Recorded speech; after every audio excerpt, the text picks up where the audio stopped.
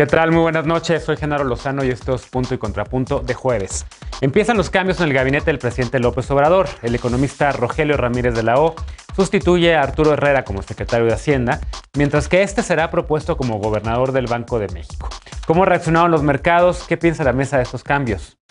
La elección de este domingo fue la primera en la que se votó por reelección de diputados y diputadas federales, luego de que se aprobó en la reforma política de 2014.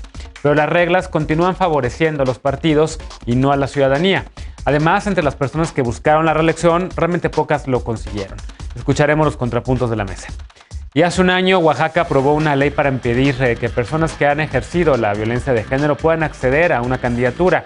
Pero un tribunal, el Tribunal Electoral, ordenó registrar a un candidato acusado de violencia. ¿Deberían todas las personas candidatas presentar una 3 de 3 que incluya el tema de violencia de género? ¿Cómo hacer que realmente funcione? Quédate con nosotros que ya empieza Punto y Contrapunto de jueves.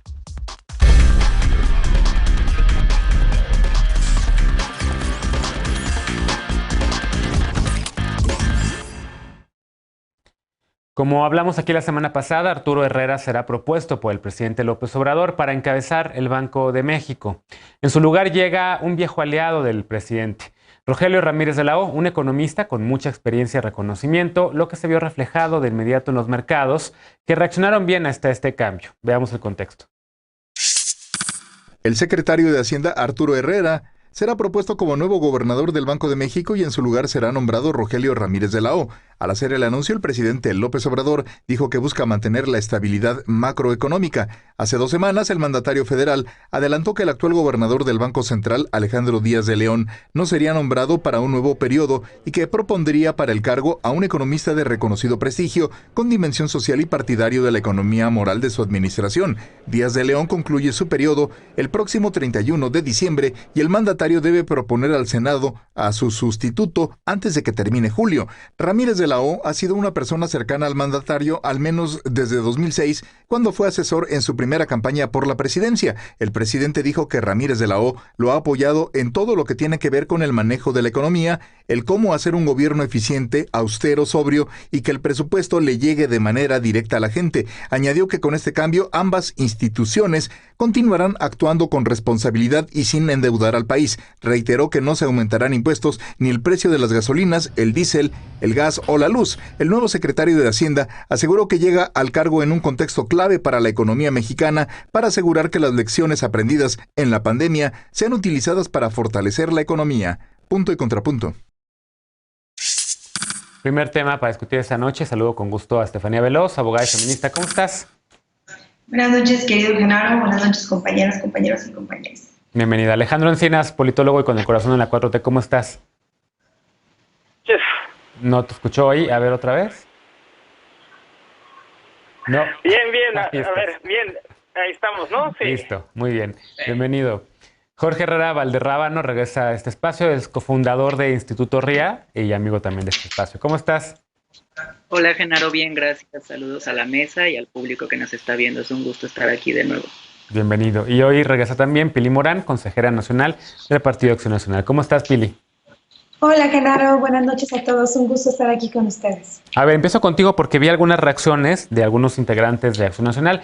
Entre ellos, el expresidente Felipe Calderón, quien pues, prácticamente decía que estaban bien estos cambios, que los veía como responsables. Creo que sí, esa fue su tuit, pero había otras figuras también que decían, no, esto está peligroso, ¿qué pasa con la autonomía? Pone un incondicional o propone un incondicional para el Banco de México. ¿Cómo lo ves? Mira, yo quisiera resaltar lo anticipado del anuncio que me parece tiene como propósito desviar la atención de los asuntos relevantes del país, como acaba de pasar el proceso electoral. Estamos casi a la mitad del sexenio y no hay un solo logro de este gobierno que presumir, por lo que el presidente recurre a la táctica de la distracción y suelta temas que acaparen la discusión pública y no se hable de los verdaderos problemas del país. Respecto a las capacidades de Herrera y Ramírez de la O, no hay mucho que decir. Me parece técnicamente que ambos están dotados de las capacidades para desempeñar los cargos para los cuales están propuestos y gozan del reconocimiento del neoliberalismo más extremo que representa el sector financiero nacional e internacional. Sin duda alguna, dígase lo que se diga en cuanto a manejo de las finanzas, este gobierno ha sido profundamente neoliberal. Sin embargo, donde yo pondría el acento es en el nivel de independencia que Herrera tendrá como gobernador del Banco de México, porque como secretario de Hacienda profesó obediencia ciega de las órdenes del presidente. Y aquí doy unos datos. Del Fondo de Estabilización ya se gastaron 250,000 millones de pesos.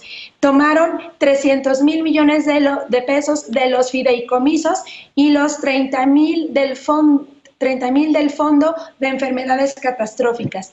Herrera ha solicitado créditos, emitido bonos de deuda, renovado líneas de crédito que suman 73,600 millones de dólares, más 35,000 millones de pesos recaudados por el SAT de adeudos pendientes de grandes contribuyentes. Y finalmente, los supuestos ahorros que según ha tenido el gobierno. Es decir, estamos hablando de 3 billones de pesos, de los cuales no sabemos en qué han sido invertidos en favor del desarrollo de México.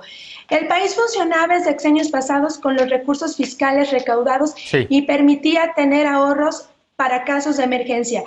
Los números de Herrera aparentemente son positivos, pero se sostienen con alfileres gracias a los recursos ahorrados en el pasado de los que han dispuesto y ya no queda nada.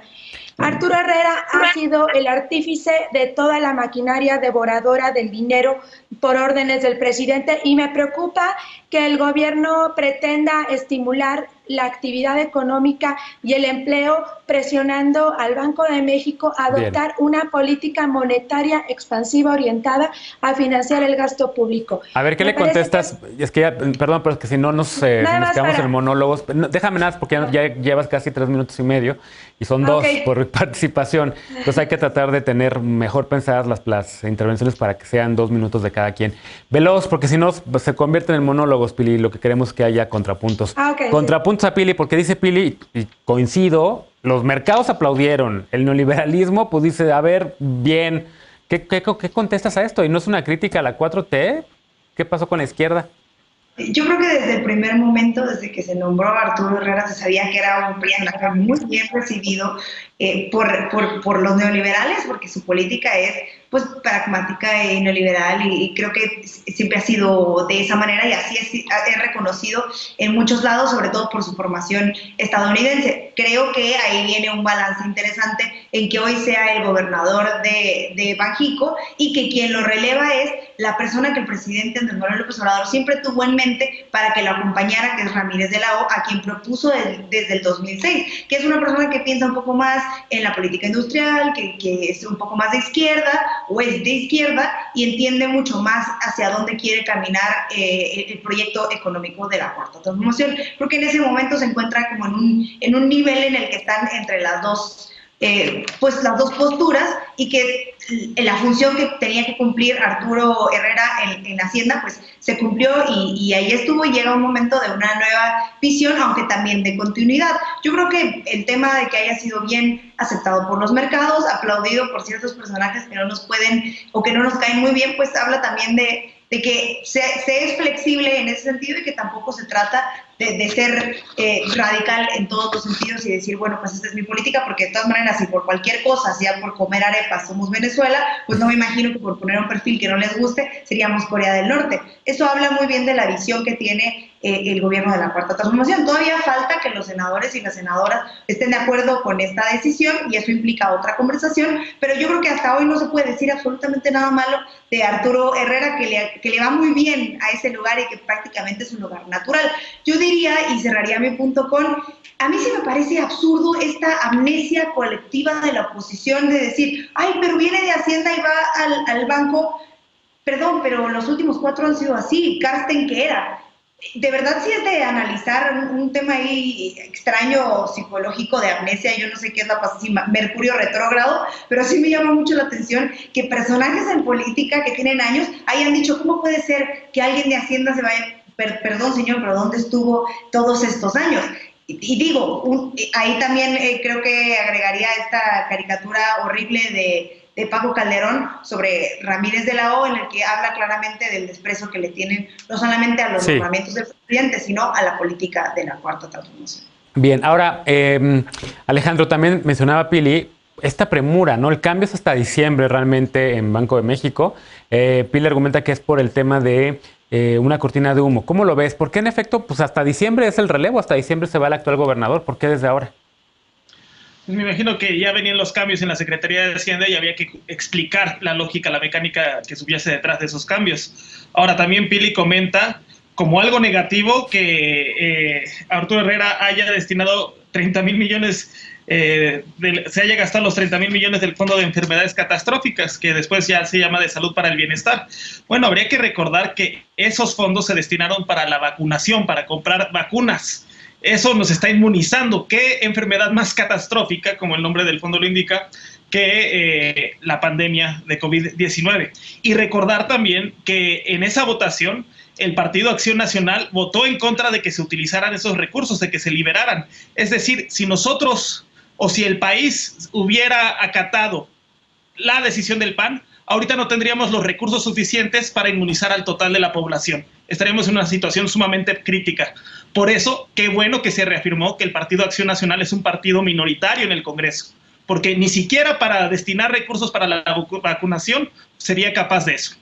Y el caso de Arturo Herrera, pues la verdad es que es una baja sensible en el gobierno de la Cuarta Transformación, pero es una llegada oportuna para el Banco de México.